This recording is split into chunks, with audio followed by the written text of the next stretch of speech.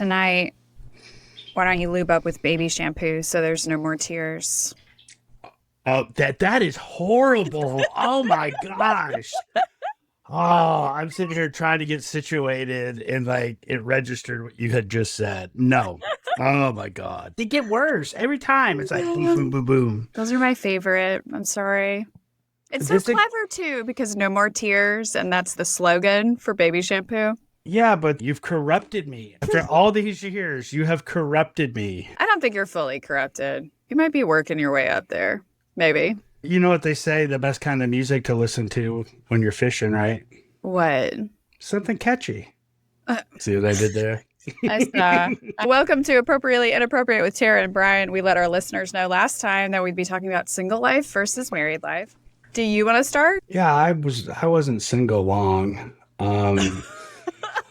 Just like jumping ship from vagina to vagina. Oh my gosh, honey, Jesus, that is awful. So anyone that doesn't know my backstory, I got married in my 20s. My oldest daughter's from my first marriage. That did not work out. We were two people who were better apart. We got a great daughter out of the deal. Fantastic young lady, great head on her shoulders. We just amazing kid. But I was single for a long time. Today, I would not trade my marriage, my wife, my children for anything in this world. I'm not just saying it here for brownie points. That is the truth. Single life is, they both have their ups and downs, their pros, their cons.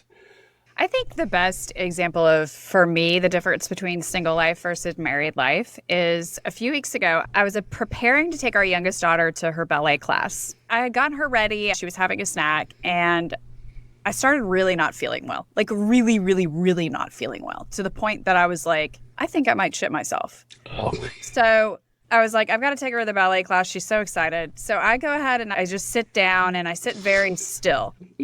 Like I'm hiding from a T-Rex or something. And if I move, it's going to get me. And I'm just sitting there extremely still. Okay. And I do that for about 20 minutes. And then it's time to leave to take our daughter to her class. I get up and I'm like, okay, is it going to happen? What's going to happen here? And it seemed like it had passed. And I was like, okay, maybe it's not a problem. So I take my daughter to her class, I get her situated, and I decide to go wait in my car. As I'm sitting in the car and her class is progressing, I start profusely sweating. I texted Brian, I was like, hey man, something is not right. I might need you to come get our daughter from her class. And you were like hauling butt from like 30 or 40 minutes away. You were like, I'm going to try to get there on time and blah, blah, blah. It's time for me to go get her. So I go to get her. And the whole time I'm sweating and I was like, something's wrong. Something's going to happen. Okay. So I take her out of her class. I'm walking through the parking lot and I just shit myself. Just like straight up. Straight up. Just straight up. I didn't fart. I didn't cough. I didn't sneeze. There was like no warning. Okay. You're painting a picture like a toddler just lets it go. Like, I mean, yes, but I mean, it wasn't like you just like, oh, this is great. I'm done. No. So that happens. And I'm texting you and I was like, dude, it just happened. It just happened. And you're still really far away. Our daughter is crying hysterically because I have denied her ice cream because I was like, your mother and you need to get home. And you're trying to haul butt to pick up your shit-covered wife and your toddler. Jesus. You know? So you're trying to collect us. My potty trained toddler. You're trying to collect us. Okay. And I'm like, I just got to get home. I get the daughter in the car, corked myself to get home. And I offload our daughter onto you. And then I go and wreck a bathroom. And I come out and I let you know all the details of what happened. And you still bone me on a regular basis. That is married life. That really just summarizes what it is for us as a couple. When you're single, like I would have been telling my friends that and laughing hysterically, and I wouldn't have had the help and support that I had along the way. I wouldn't be like reaching out to them for emotional support. They wouldn't have been waiting at our home to take our daughter. That's a partnership that I have with you, and I love being married with you. I loved being single too. It was not bad. I know that some of the chatters were like single life sucks. And yeah, it can suck. I think it's a lot about your perception. I enjoyed hanging out with my friends. I would bike a lot. There's good to both because I was also married before and I also really hated being married before. Yeah. You know, so I think it's a lot about how you choose to spend your time and who you spend it with. First of all, they say it happens. So the bumper sticker. It's very true. Also have the norovirus, let me say that. And Yeah, it's not like this just casually happens all the time. Yeah. Oh, it's Tuesday. It's my bowel movement.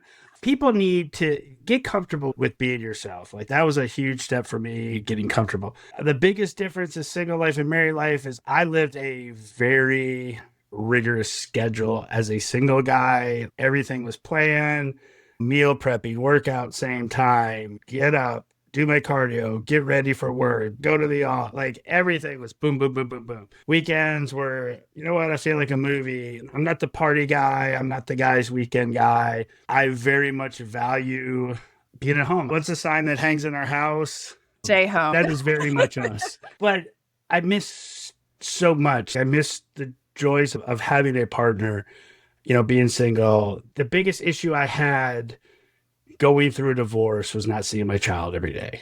Like that is the one thing I struggled with. I adore my wife. I adore my kids. I enjoy being married. You're my best friend. I don't know any other way to put it. I really enjoy being married to you. Oh. You specifically. It's really about the people that you spend time with. That's what I think. I did have a friend and Ryan met her. The best way she described single life was that she changed the sheets between the guys because she was classy. Honestly, that's really respectful. If you're going to mussy up those sheets, being messy, might as well change them between them. Yeah, she's a good classy lady like I am. We'll do a segment called Inappropriate Advice. I've gotten a couple from some listeners. So this first one is, I enjoy being alone a lot, but I have a girlfriend I love. What do I do? I think this is definitely a question for you, Brian. You just have to make time for you. My time is usually very, very early in the morning. I'm an early bird. So I get up, do my thing. But I prioritize my time with my wife and my kids during hours after work and before bed. I like being alone too. I like my alone time. You and I are very good with each other in that we both like our alone time and we're both okay sort of going off to our own little worlds. I think that's just a conversation to have with somebody of like, hey, these are the times where I really need some alone time. And then I'll check in with you at this time and honoring that. Sometimes in a boyfriend-girlfriend situation, the other one's feelings might get a little hurt. You just need to be upfront. It's nothing against you. You are someone that, like, when it is time for your alone time, like, you have to have it. My feelings can't get hurt. Like, oh, she doesn't want to be around me. I understand. Like, she needs this. She needs to be away from me. She needs to be away from the kids. She needs this. How would you deal with completely different political views? Okay, this is a question we've actually gotten a lot. I think it depends upon the political views that are different. Okay, yeah. So some political views are moral issues. A relationship is not going to last long if you have different moral values. You and I have the same moral beliefs and moral values. And so even though we differ on several political things, that doesn't matter as much because we still have our moral values aligned. If we're going with inappropriate, you know, it doesn't really matter their political views if you put something in their mouth. Jesus. They can't talk and eat at the same time. Oh my gosh. There's nowhere for me to run or hide. I'm stuck for the duration of this. It's funny because your hat's kind of covering your face, which kind of looks like Emperor Palpatine from Star Wars, because all that you really see is like his mouth. It's like, duh, duh, duh. Dark side.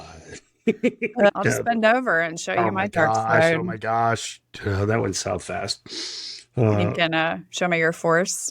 Oh my gosh.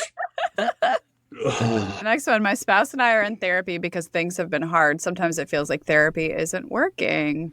Do you have any suggestions? Nothing wrong with going to therapy. We actually went to premarital counseling before we got engaged, actually. We knew we were going to get engaged. Going into a second marriage, you're nervous. We both wanted to make sure that this was a good fit. If it's not working, the appropriate advice I will give you is you need to bring this up in therapy and kind of put it all out there. I find the more open and honest you are, both of you, that situation, the better results you're going to receive. I just need to point out, I was in a marriage before. It was not a good marriage. I don't really share a lot about it. But what I will say is we went to therapy for a long time, pretty much the entirety of that relationship. And it is impossible for things to improve if one of the people is lying. I was in a relationship with someone who had been hiding a really major secret for the entire relationship.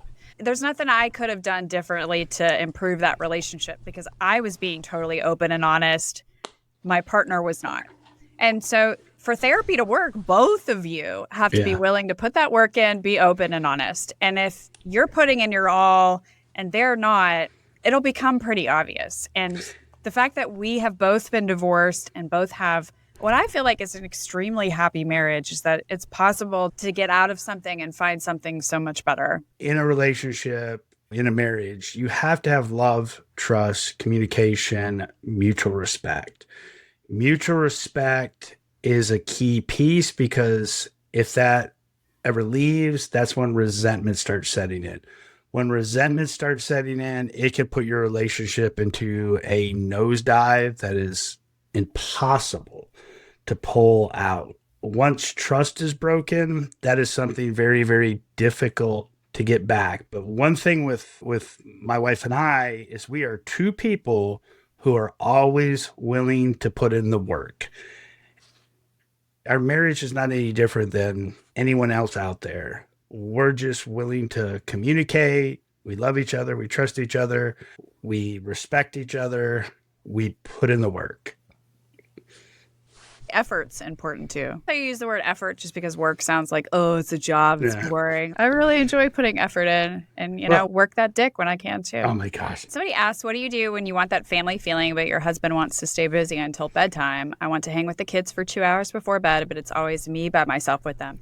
So Brian and I have talked about this a lot. And this is actually a conversation that we had before we ever got engaged, ever got married, because I knew this from my first marriage, that division of labor was a really sore point. It became a competition, like who's doing more. So any of our conversations about it were not effective or conducive. So for one, it should be a conversation you have with your husband of like, hey, I would like XYZ. Is that something you're willing to do? And if not, can we compromise? Maybe a couple days a week we're able to do that together. If it's just you alone handling bedtime every day, that would be fine to me. Honestly, if Brian was doing mornings, it's just seeing if there's some kind of balance there or a compromise that can be brought up. I really love the book Fair Play. I really highly recommend it. It helps sort of have these conversations because Brian, before we got married, didn't realize how much I was doing as a primary parent because he hadn't been a primary parent in the way that I had before. Mm-hmm. And now we have 4 kids to figure out and manage. Being able to have those conversations and respect each other's effort and work, even if you're not paid for it, it's still work. It's a lot of work taking care of kids and making sure that they don't eat something they shouldn't or stick their finger in an outlet. It's a lot of work taking care of kids and very exhausting. Yep. 100%. Yeah. And if I'm exhausted, I don't want to have sex. Brian works really good to make sure I'm not exhausted. So we're very happy for him. I'm an early bird. You're a night owl. I do the mornings because we don't have a fair day-to-day split. There's times I go out of town. There's times I'm tied up doing things or get pulled away. Maybe someone's pinging me after hours. So in situations like that, I do give every effort to kind of step in the evenings and help give you a break. I tell everybody, the woman's a saint. I leave to go out of town for 2 or 3 days. I'm leaving her with 3 kids. We both know that I am not a saint. I'm more like the sinner, my love. Oh, my gosh. I'm trying to give you a compliment. Just say thank you. Thank you. Thank you. I just want to point out that the word fair doesn't really matter when it comes to families. I've heard some people be like, well, our division is not 50-50. It's never going to be 50-50. Literally never. Tied up doing things, Brian. Oh, my gosh. Tied up doing things. Yeah. Not when I'm out of town. I'm literally, that's the figure of... Only at home. Only at home. Yeah, I started down that path, but I cut myself off real quick because I knew you were going to run with it. There's no such thing as 50-50 when it comes to raising families and kids. It's 2 people giving 100%. If I start to get overwhelmed or exhausted and feel like I'm doing more than Brian, I talk to him about it. I can pick up on it. I mean, at this point, I can. Yeah, you do today. But I'm also better about talking to you. Oh, yeah. Yeah. There'd be at other times where I'd just be like scowling at him from across the room. I'm like, why can't you read my mind, motherfucker? Yeah, it's the first year of marriage. That's year 1. We've gotten a lot better. The communication is something we've just had to learn over time from being together. For example, initiating. love making. Like I learned I have to be very, very direct. And part of it is because we're jokey all the time. I'm always doing these pickup lines, whether we're on camera or not. And so he wouldn't necessarily know that I was being serious this time because I drop them all the time, even when there's no opportunity for us to do anything, So I'd have to be very direct. Like, hey, take your pants off. Go over there. We have 5 minutes. In my defense, I consider myself like single illiterate because I don't pick up on stuff like that. I really don't. The more direct she is with me, the better. Yeah, and actually vice versa. Brian does joke back. It's different than I do. He's not as risque or as bold or aggressive as I am with his jokes, but he'll even say off camera. Even off camera, he's always going to blush with the light and the camera on, but he'll drop some things and I'm like, I don't really know if he's being serious or not. And I had to let him know of, hey, if you want something, be more direct. And now he's learned, he's getting better. What experience on your first date led to the second? In other words, how did you know that each other were people you wanted to see again? Brian is so easy to talk to, and he's very light and positive. It was an extremely attractive quality to me. I felt like I could be myself, that I could be genuine, that I didn't have to pretend or be anyone else, and that he liked the person who I was. And that was really attractive to me. I was at this point in dating where I was like, if somebody doesn't like me, I don't give a fuck. I'm just going to move on. I like myself, and that's all that really matters. And Brian was that person. He was cool with it. And I felt like he was very genuine himself. He was clearly very handsome. You wouldn't know it from our pickup lines, honestly, because he comes across as real wholesome, embarrassed by all the lines. But this guy's got some game. He really does. He asked me on the date. He initiated the first kiss. And I wanted to see him after the first date. Yeah, I did. I have Monopoly, Trivia Pursuit. Oh, my God. But you thought I wouldn't ever see you again after the first date. I knew you were a 3-dater. I was going to have to put in a little bit of time to get... All right. What are you even talking about? I never said those words. Totally joking. We met on a dating app. So we met on Tinder. Yeah. You came in with a great big smile.